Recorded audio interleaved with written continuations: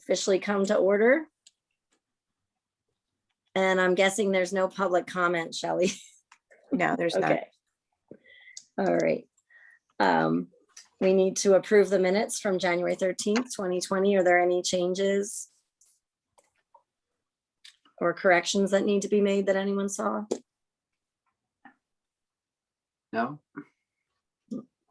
Okay, I'll make a motion to approve the minutes from January 13th meeting. I'll second that motion. All those in favor of approving the minutes as read? Aye. Aye. Opposed? All right, motion carried. Old business. So did everyone read the board policy regarding the scope of investigations?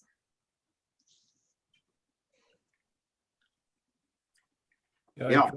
I drafted Okay. that policy And- consistent with what I think we decided at our last meeting. Basically to limit the scope of investigations to what's in the complaint. I think that's what we had decided on. Yes. Is there any further discussion? I read through it. Looks good. So that- Anyone else have comment? It's okay. Angela, anything to add? No. Okay. Then we just need a motion to approve that. So moved. I'll second the motion to approve. Thank you. All those in favor? Aye. Opposed? All right, motion carried. This is gonna be another lightning meeting, I think. Kelly, will you get that policy to Melissa to sign? And then we Yeah. should probably try to I think this might be the first official policy as such that the board ever approved, but we should sort of archive it for future reference. Yeah, I have started a 3-ring binder Okay. for them. You should also send a copy of it to Jim Smith. Okay. And Shelley, you can let me know when you're in next week and I can stop in after work one day, Okay. if that works for you. Yep. Okay. Yep, that's fine. I'm at Millmont right now, not across the street, but I can still jump in there on my way home. Okay, sounds good. Okay, next is the enforcement of subpoenas. Yeah, that is still being worked on. I had asked actually the investigating officer to come up with some language, since they were the ones that really ran into the problem with, I forget which hearing it was, but they were able to sort of in a roundabout convoluted fashion, get a subpoena enforced for the hearing, one of the hearings that you held somewhat recently. But they haven't given me anything yet, so I think we just have to hold that over until the next meeting. Thanks, Ed. We'll table that. And then new business. So this acting city solicitor sent me a request for an advisory opinion, which I'll just read the email that he sent me. Can an applicant for a city agency, a board, commissioner, authority whose employment has a competing interest with the agency, but not necessarily a personal conflict of interest, accept a nomination to a city board, commissioner, authority? And I think the backdrop is that there, and I don't know names, but somebody is being considered for appointment to the Reading Recreation Commission. That person works for Olivet Boys and Girls Club in what is termed a high-level capacity. So the question is, could this person be appointed to the Reading Recreation Commission even though the RRC, and I don't know all the interrelationships, but would be, the RRC would be a competitor in some respects with Olivet Boys and Girls Club. So that's the narrow issue, is whether the person can be appointed to the Reading Recreation Committee. So I got something to do. I think so. I drafted in, it's in Working. a draft advisory opinion, which essentially concludes that there's nothing in the charter or the code of ethics that would prohibit the appointment.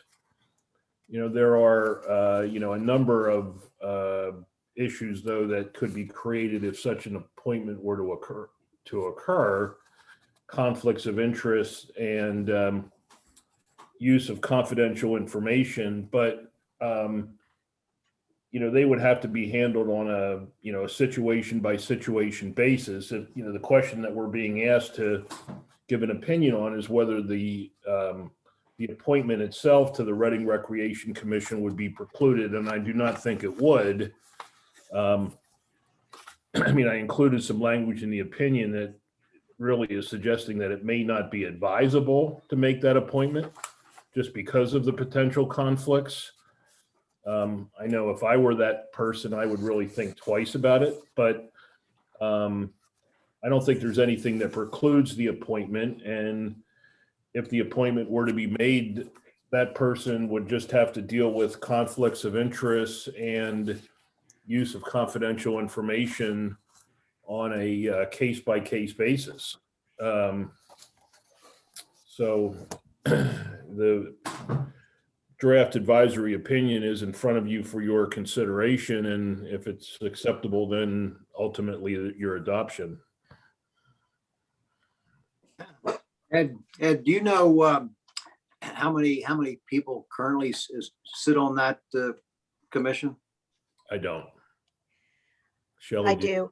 Yeah, the Recreation Commission is an intermunicipal agency between the city and the school district. There are 2 members of the school directors. There are 2 members of city council. There are 2 citizen resident appointments by the district, 2 citizen resident appointments by the city, and then 1 citizen resident appointment that alternates. One time it's by the city and the next time it's by the school district, and it goes back and forth so that there's not always one or the other entity having the majority.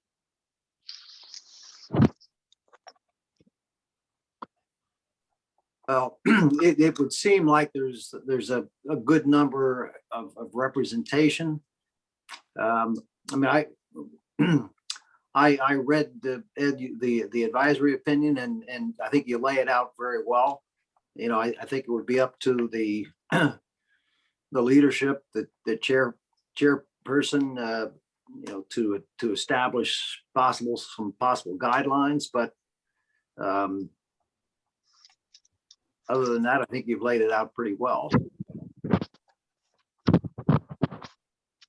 Oh, I would agree with Jeff.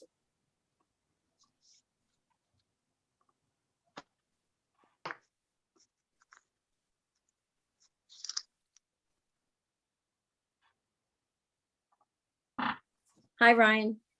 Hello, How you doing, Ryan? What's up? I'm good. Just getting in off work. All right, this is Jeff. Hello. How you doing? So we're discussing the advisory opinion. I'm not sure if you had a chance to look over it. And Ed just kind of gave us a synopsis if you would like him to repeat anything. Yeah, Ryan, for your benefit, the acting city solicitor has asked us for an advisory opinion.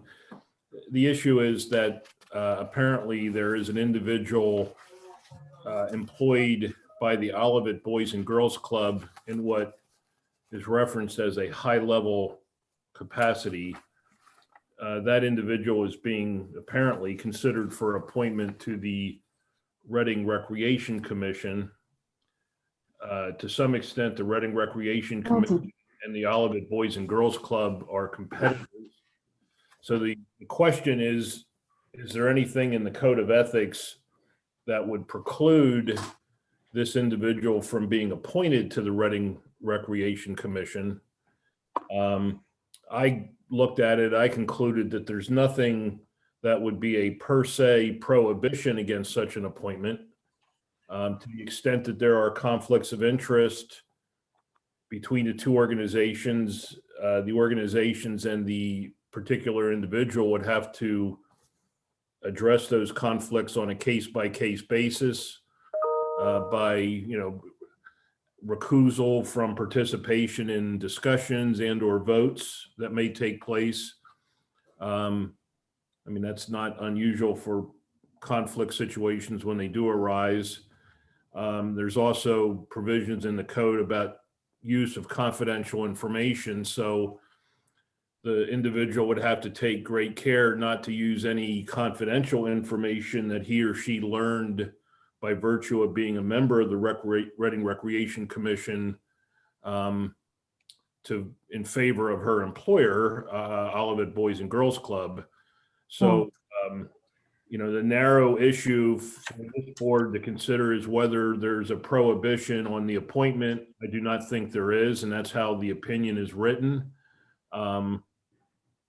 Whether it's, whether it's a wise decision to appoint this person is above my pay grade. But, the code of ethics doesn't prohibit it. So that's how the opinion is written.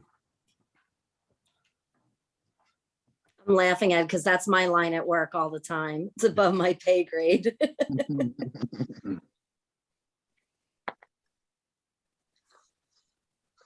Thank you for that, Ed. Any further discussion? Thoughts?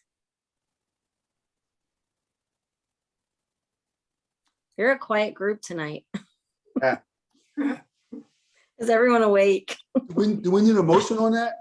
Yeah, we need a motion. Yes. We need Yep. a motion to approve the issuance of advisory opinion 2021-2.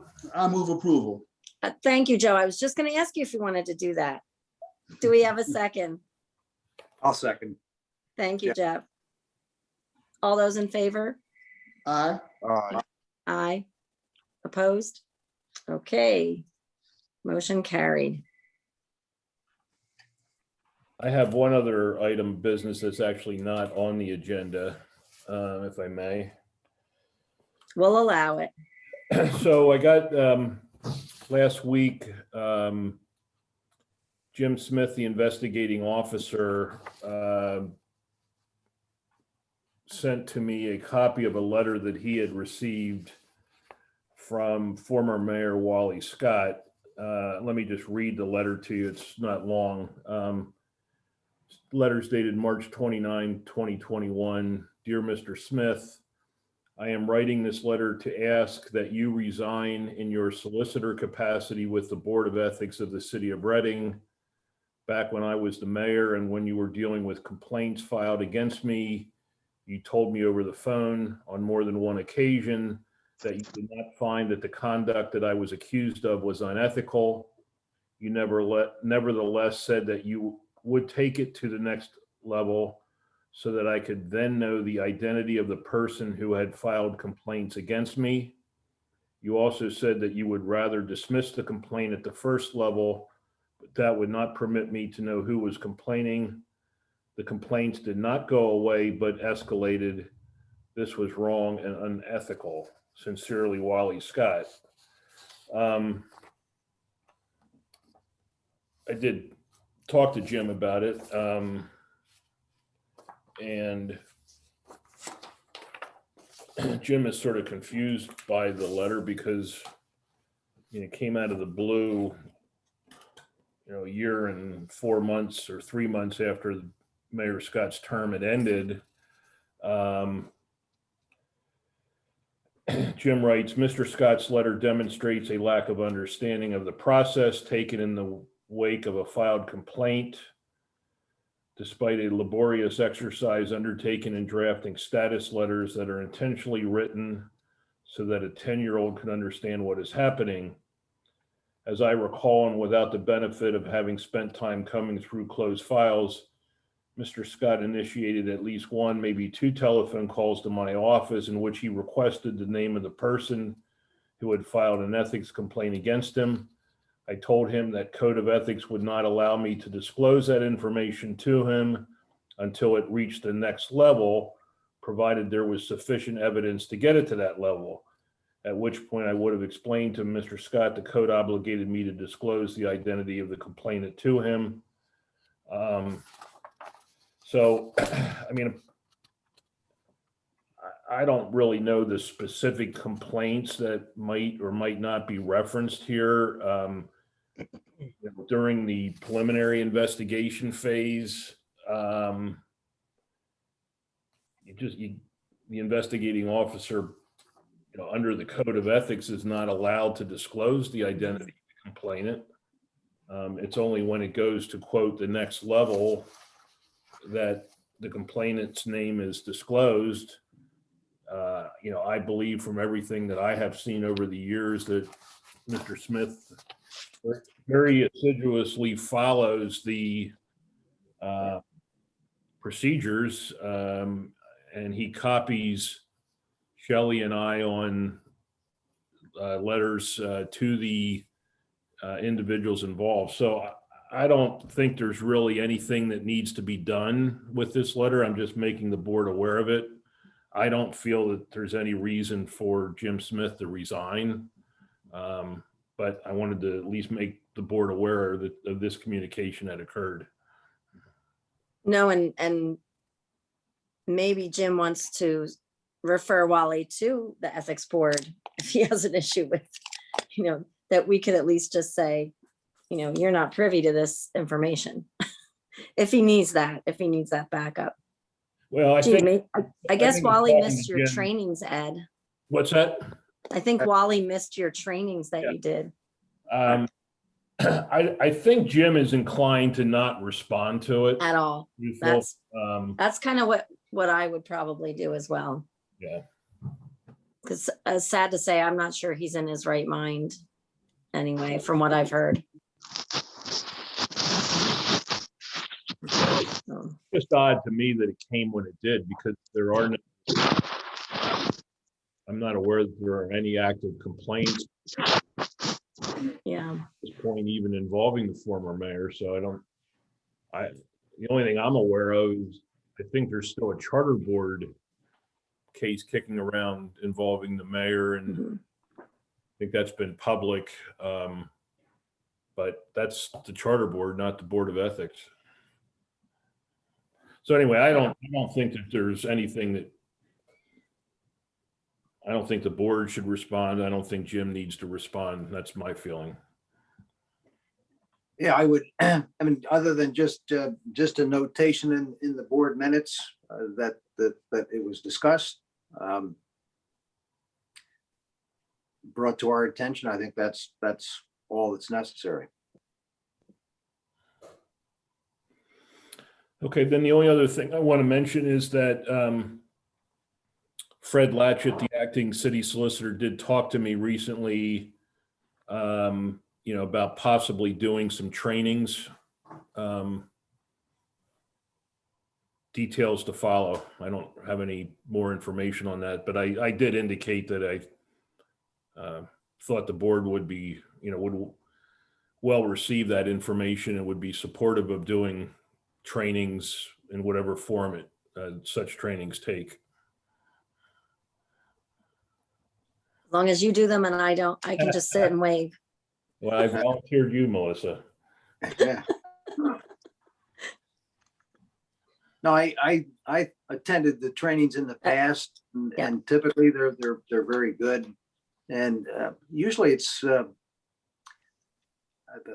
last one that I attended, I think, was the HR department of the city conducted most of them, or a good part of it. Ed, I know you had a part in it as well, but Yeah, we did three separate, as I recall, three separate sessions. The Chamber of Commerce, I think it actually made $5,000 available to the city because they paid, I forget the lady's name. But Yeah. He helped put it together. She had created some vignettes that were used as part of the training. I did tell Fred that and I think this was actually when Wally Scott was mayor, that had not long after he had been sworn in. I think it really helped because I believe the trainings were essentially mandatory, which is why we did 3 separate ones so that we could cover all city employees including those who work different shifts. And I did tell Fred when he talked to me about doing more training that I thought it would be very helpful if the city administration was in support of it. Doesn't mean, I know we don't really need financial support, but I think if the city administration is behind it, and frankly, that way can compel the employees to participate to the extent they're not willing to do so voluntarily, it just would ensure a better audience, a broader audience. Yeah, I attended those trainings as well. They were very good. I can't think of that woman's name either. She was excellent. Yeah. Yeah. No, I think I think anytime we can educate people, we and whoever else does it can educate people about the ethics board. I think it's a good idea. Yeah, and I think it's a new administration. So I think it's a good idea.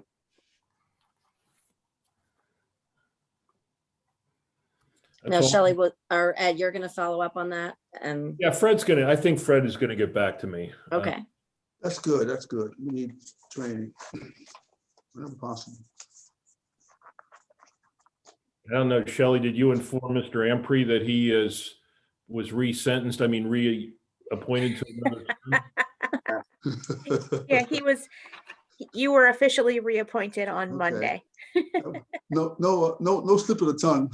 I only know that I was monitoring. You got your paperwork in, Joe. Congratulations, Joe. Thank you very much. We're glad to Sorry, have it you. is not No one told you once you're on here, you never get off. Is that it? Until they enforce term limits. Like the Hotel California, right? Yeah. It's been such an education though, hasn't it? Well, we're not meeting very often these days. We average about twice a year, I think now. Is that what we're averaging? 3. And I guess Four. the seldom we meet, the more people are not breaking rules, I guess. I guess if people do what they're supposed to do, we won't meet very often. That's the idea. Yep. Yeah. Yeah. I think, we're all kind of under a microscope these days, for better or worse. Any other old business, new business? I think we're all finished. Shelley, you just need to have Melissa sign this advisory opinion then too when she's Yep. in. And then you Yeah. can do what you normally do with it. Yeah, I'll come in next week. We'll set up Okay. a time. Yeah, I'll send you an email. Okay. Sounds good. All right, everyone. Motion to adjourn. I'll make that motion. I'll second that motion. Meeting is adjourned. Everybody have a wonderful good evening. evening, Take care, everyone. everybody. Good seeing everybody. Yep, good to Yep. see you. Good to see you. Oh, Ryan, would it